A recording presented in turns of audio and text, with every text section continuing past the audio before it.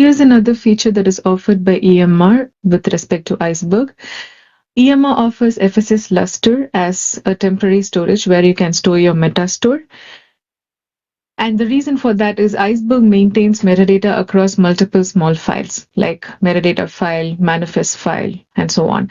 And this is to effectively do things like pruning data or filtering data or reading the correct snapshot, merging delta files, and so on. And Iceberg has implemented fast scan planning to make sure that the metadata file operations don't take a large amount of time. But this time taken is slightly high for object storage like S3 because of the higher read and write latency, especially in use cases like high throughput streaming ingestion, application writing to an S3 data lake in near real time. Many snapshot files are produced in micro batches at a very fast rate, and this results in a high number of snapshot files. And obviously, it causes degradation in the performance of the metadata file operations, especially on the reader side. So that is the reason why we have this feature. So here you can see we are using Kafka as a source, and we are ingesting data into the S3, into the EMR, and we are writing to the Iceberg table. And as usual, Glue will be used as the data catalog. And also, we'll be using S3 to store our Iceberg metadata and Iceberg data. So this is as usual. However, here, what we are going to do is we are going to create an FSx Lustre file system, and we are going to mount that file system on top of the EMR, and we will be using this to also update the metadata asynchronously to the FSx Lustre. So the reads from your Iceberg table, the reads that request metadata will be served, those requests will be served by the FSx Lustre. And the write requests will be served by your metadata and your data on S3. And only if the data is not found on Lustre, it will go to S3. So that way, your readers will be able to work fast because they have their metadata on a more optimized file system. And as usual, you can scan the QR code here you see on the left to look at the GitHub repo, which will have all the commands and the instructions that we're going to run. And before we start the demo, this is just an example architecture. This is not what we're going to do exactly. But I'll be showing you how you can create FSx Lustre and use it with your EMR for Iceberg. I have some example notebooks for you to run, but I am going to run Iceberg batch operations on a notebook because I also want to dive deep on all the features that are available in Iceberg, like schema evolution, partition evolution, and so on. So this demo is more of a two-in-one. We'll be doing an Iceberg dive deep into all the most important features of Iceberg. And we'll be using EMR cluster to run those commands backed by the FSx Lustre file system to store our metadata. So that's it. We'll move on to the demo.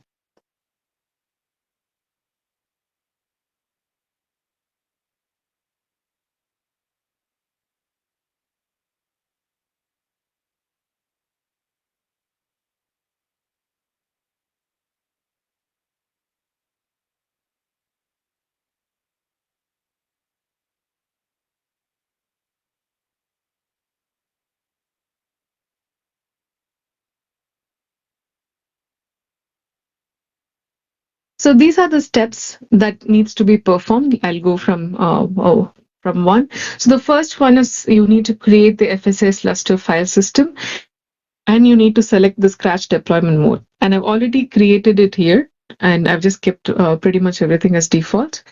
And if I go inside this, and only thing you need to choose is you need to choose the VPC and the subnet that you're going to launch your EMR cluster in.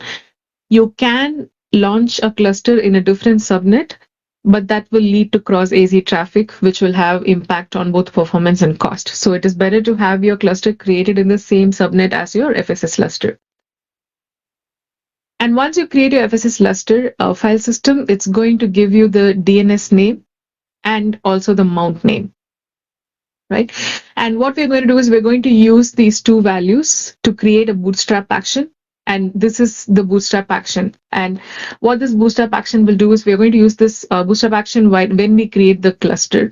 So when we create the cluster, it's going to create a mount point on our EMR, and it's going to use our FSx file system. And this is our FSx DNS name, which you can find from the summary tab here. And you can also replace your mount name. So this is my mount name here. And I provided this bootstrap script as well in the GitHub repository that I shared. And this is where your, in this mount point is where your metadata will be asynchronously updated from S3 so that the reads will be served from this place. So now we use this to create an EMR cluster. And for this feature, you need to create an EMR cluster of at least release label 6.9. So I already have one created here. And here, if I go to the configuration, as usual, I'm using Glue Data Catalog for Hive and Spark, and I've set Iceberg enable to true. Now, if I go to the Bootstrap action, you can see this is the Bootstrap I'm using. No arguments. I'm just providing the script that I showed you, which is there in the GitHub repo. All right. And this is the hardware configuration. If you're interested, I'm using 15 M5 8X large cores and one M5 8X large leader. But you can use a smaller instance type also. It's not like I'm using any heavy operation. So it's okay to use smaller type. But I already have this cluster up and running, so I used it. So now you have a few options. You can either SSH into the cluster and use Spark SQL or Spark Shell with the Lustre and Iceberg dependencies to run your Iceberg job. Or you can, to make it easy, what I have done is I've used EMR Studio. You can either use EMR Studio, or if you go to the left-hand side pane, you can see the notebooks here. You can create a notebook. Right? You can create a managed notebook, and that will take you to a Jupyter Hub or Jupyter Lab. Jupyter or Jupyter Lab, whichever you prefer. And you can create a notebook and you can work with it. And I've also uploaded this particular notebook to the GitHub repo as well. So you can just upload this and you just need to change your S3 bucket name. That's about it. Everything else, you can just leave it as is. So this is the script that I wanted to share. This script will basically go through all the important Iceberg operations. And I can also run streaming jobs on top of this. It's not like I need to run only batch jobs. In fact, the FSx Lustre is best run for streaming workloads. But since in another demo, I've already shown you a streaming example using Glue, I wanted to provide you a different example where we are doing the dive deep of all the functionalities available for Iceberg. And this is the most dive deep, like Iceberg basic functionalities overview that you're going to get. So let's get started with the instructions that you see in the notebook. I've already run all these notebook cells to make it easy and to save some time. So I'm just going to walk you through the contents and the output. So here first, we are using the configure magic cell to configure some Spark configs. And here, what we are doing is we are setting the Glue. We are setting our catalog basically. So here we are using the Glue catalog. You can see the Glue catalog implementation. And the most important thing is the IO implementation. We are using the FSx Lustre S3 file IO. So this is the one that is supported in EMR, right? And you need to use at least cluster 6.9.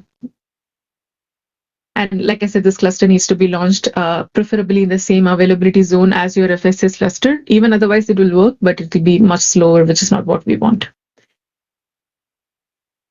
And you provide a warehouse path here and your FSx mount path. So these are the options. You can find this in the notebook that I have uploaded.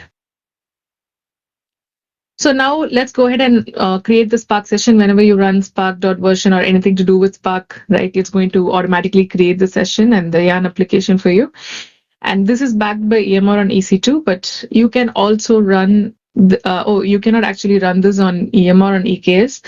You can, but you kind of need to do it in a roundabout manner. I'm not sure if it's possible actually. So let's just use EMR on EC2 here. So here, let's come down. Let's go ahead and create our Iceberg catalog. So I'm going to use the catalog that we specified in the Spark configs. And we're going to create a schema called salesdb and switch to that. And you can see the current namespace is salesdb. Now we're going to create an Iceberg table. I'm dropping a table if it already exists and go ahead and create the table. These are just standard commands. The main thing here is we are using the iceberg and we are partitioning it by the order date time from the days, right?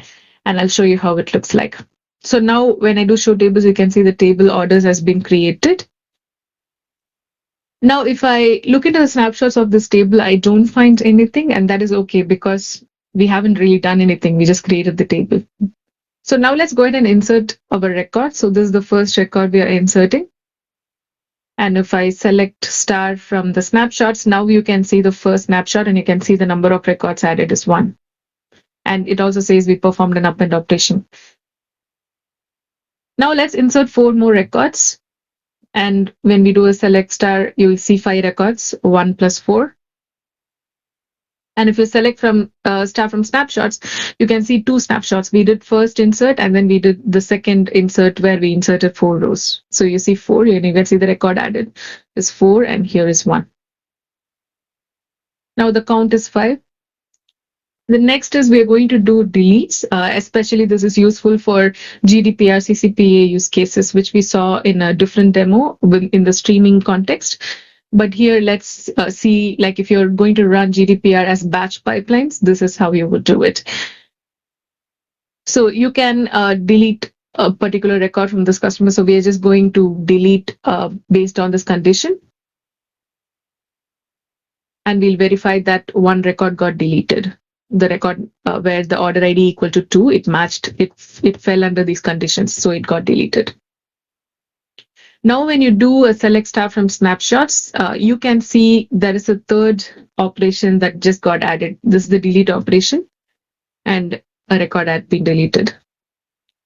And we can also query the manifest tables. Iceberg offers a lot of system tables, and it's really, really very useful. So if we query the manifest tables, you can see this is the last snapshot, like it's in the descending order of like the latest change we made, and it's in the descending order of that. So you can see the last change we made, we deleted 1 file, and the existing file count is 3, and you can see all these values. Now the count is 4 as well. And the next one is update. These are basic operations, but I'm just giving you an overview, but we'll be going into much more advanced use cases. So next is the update one. So we are updating a value where order ID equal to 5, and you can see the value quantity has been updated to 10 where order ID equal to 5. And when we query the snapshots again, you can see here an overwrite operation, and we overwrote 1 record basically. So that's what you see. The next is upserts. You can again, like what we are going to do is we're going to do a batch upsert. Upsert is basically delete, insert if the record does not exist, or update if the record exists, right? And the best way to do that is using merge into. And I've already used merge into for a different demo, but you can look into this time as well if you want to do it as a batch pipeline.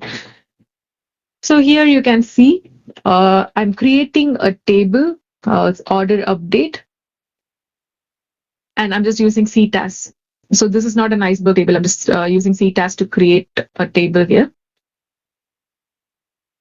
This will just mirror our orders table that we've been working with so far. Now, what I'm going to do is I'm going to insert 2 values. And you can see the 2 values that are here. Now, what we're going to do is we are going to merge the 2 values that we inserted into the orders update, and we're going to merge it into our original or source orders table.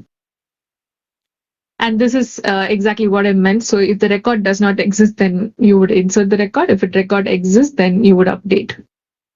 This is called upsert, right? This is how you would perform batch upsert. And if you also want to perform delete on top of this, you need to set a flag. So if the delete flag is set to white and the record already exists, you would delete. Otherwise, you would update. And I've shown that example to you when we worked with the DMS. If you can go back to the YouTube playlist and you can check out that video, that recording as well. So now when we select, you can see the 5 records, and you can see the order number 99 and 3. This is coming from our the upsert operation that we did here. So here you can see the 3 and the value, whatever the 3 already existed. So this one got updated in our original table, and this one got newly added. That's upsert. So now when we do a select star from orders.files, which is again a different system table, and this gives you a lot of information about the underlying files of your tables. And it tells you like what is a file format, what is a partition, and what are the file sizes, record counts. So a lot of information about your data files. And even null count. So it's very easy for you to do data quality check as well if you want to. Now, moving on to schema evolution, Iceberg really helps with evolving data sets, right? Whether your data set schema changes, or let's say column name changes, or the data type changes. So all of these will be accommodated by Iceberg, and I'm going to show you how. So here first we're going to rename a column QTY to quantity, and we've been able to do that here. And if I query from snapshot, again, this is what we see.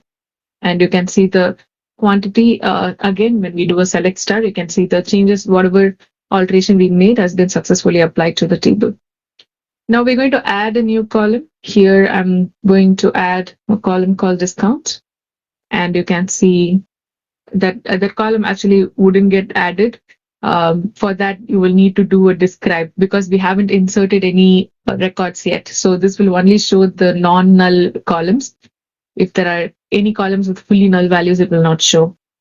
So here, if I do a describe though, like you can see the discount column that we just added. Now, when we do an insert, here I'm inserting an additional column 0.1. This is our discount. Now, when I do a select star again, you can see the discount, right? It's null for all other values, but for the last one, it is 0.1, which we inserted. So next, we're going to drop the column. And here, I'm going to drop the discount that we just added. And when we do a select star, you can see the discount is gone. And again, you can see the snapshot to see what we have been able to change and how many records got added, removed, and so on. Here only one record, right? Because we only had discount for one insert. Now let's look into incremental and time travel querying. Let's look into time travel. So time travel is basically point in time query. Like how did my table look like back in May 2020 or 2 days ago? So this is a very common use case. And for that, you will need to query a previous snapshot. So we're going to get all the snapshots from our table, Iceberg table, using the snapshot system table. And you can see the different snapshots here.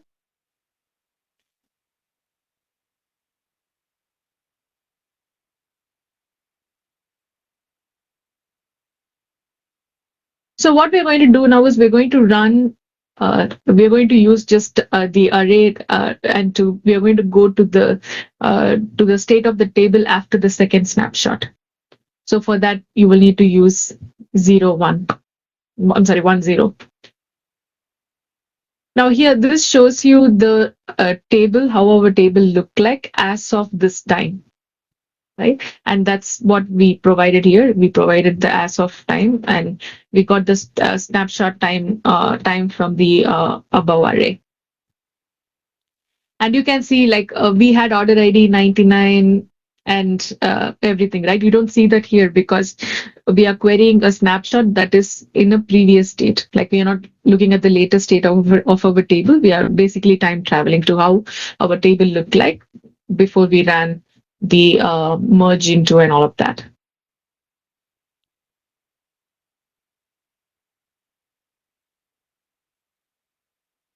And you can time travel to any given snapshot and see the state of your table for different snapshots, like snapshot, third snapshot or fourth snapshot.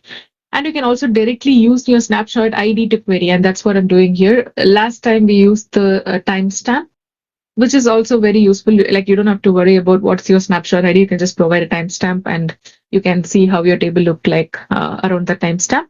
Or you can also directly provide your snapshot ID like we are doing here. And we are providing the first snapshot ID 00, right? This will take us to the first change we ever made to the table, which is we inserted the only one record. After this, we inserted 4 additional records, if you remember. So this is the first insert we ever made to the table, and that's what you're seeing here. And you can also query the system table called history, and that's going to give you all the changes, going to tell you whether this particular snapshot is the ancestor. If it's ancestor, this is the first change we ever made. And after that, we made several other changes, and you can see who is the parent for that change. Next is partition evolution and hidden partitioning. It's also one of my very favorite features, and it's pretty important as well, and it's very immensely useful, especially for many of our enterprise customers and finance customers who have evolving schemas and partitions. So first, let's look into the partitions. We created a partition called a date time a day, and this is what we have here, just year, month, date.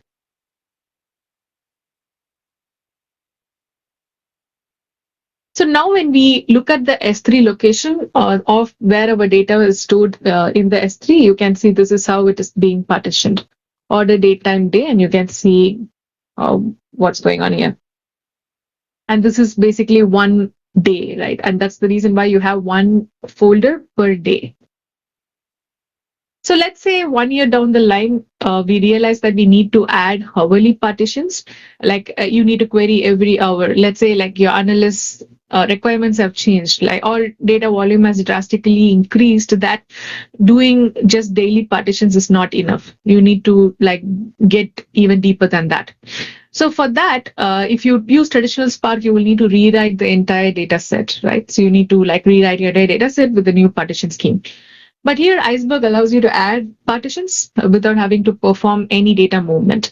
And that's what we are doing here. We are adding a partition field and we are taking the hours from the order date time, not just the days.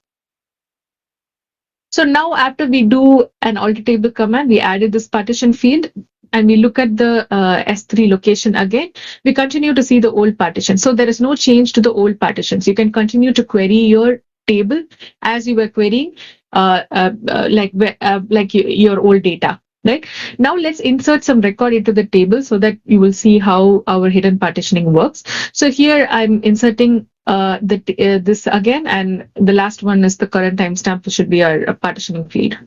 And we will be taking, like earlier, we were only taking the date out of this. Now we will be taking the hour as well.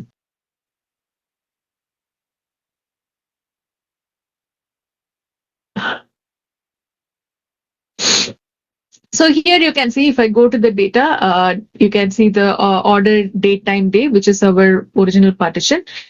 And now if I do an ls on one of the dates, like I'm doing an ls on the last date, and you can see the record, the folder, the prefix that got added, and you can see the order, date, time, hour. And this is the hidden partitioning.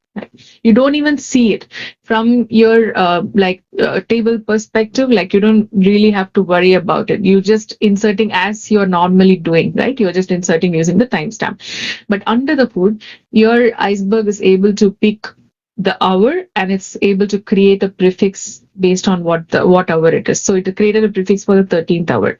Because if I do a date you now, it may be like late. It's 14 now. So I ran this like 1 hour ago, and that's the reason why you see 13. This is in UTC. Right now I'm at the 14th hour UTC. That's the reason I ran this exactly 1 hour ago. So now let's do a select again. And you can see, right? You can just query the table as you normally were. The beautiful part is you are able to add this partitioning field in your where clause and get the benefits of the partitioning here. So here I'm selecting where hour of the order date time equal to 13, and it's going to show you this because this is the prefix that got created. So any new data you add henceforth, it will have the year, month, date, and hour partition. But what if you want to query the old state of your table? You can still do that. This hidden partitioning doesn't affect your existing data set whatsoever. You can continue to query your data set as you used to. Only when you insert new records, it's going to be able to create prefix in the order of year, month, date, and hour. So querying system tables, I already showed you a few along the way, but just to recap maybe. The first one is history. So history will tell you what are all the snapshots you have and what are the parent snapshot. The first one doesn't have any parent because that is the ancestor. And you can see the other ones, and you can also see at what time those snapshots were created. Next is the files. Files is also very useful. In fact, it tells you what is a format, like what is a partition, and what is the size, what are the column sizes, individual column sizes, and what are the counts of values. Are there any null values? This also helps you do basic data validation. Otherwise, you will need to use a framework like DQ, but this helps you do it as just so you can just look at into the system table and see if there's any anomaly that you want to look into. The next is manifest. Manifest is also a very useful table. So it just tells you like what are the existing file counts. If you've added a new file or removed a new file, removed an existing file, it's going to tell you about it. And a cool thing about Iceberg is you are able to join two or more system tables to get what you want. So in this case, I'm actually joining the history table with the snapshot table. And what I'm joining for is I want to get the Spark application ID along with the snapshot ID and what operation performed and when it was performed and so on. So you can see how useful it is. I can actually drill down to the Spark application that actually performed the operation or created the snapshot, and it also tells you like this is the application that did delete, this is the application I did append, right? In my case, all the applications are same because I'm using the same Jupyter notebook, which means I'm using the same Spark session and same yarn application. But in traditional or in a production scenario, this will be different application IDs. Right? One application will do delete, one will do append, one will do overwrite. So it really helps you to do things like auditing. You can see who made what change at what time.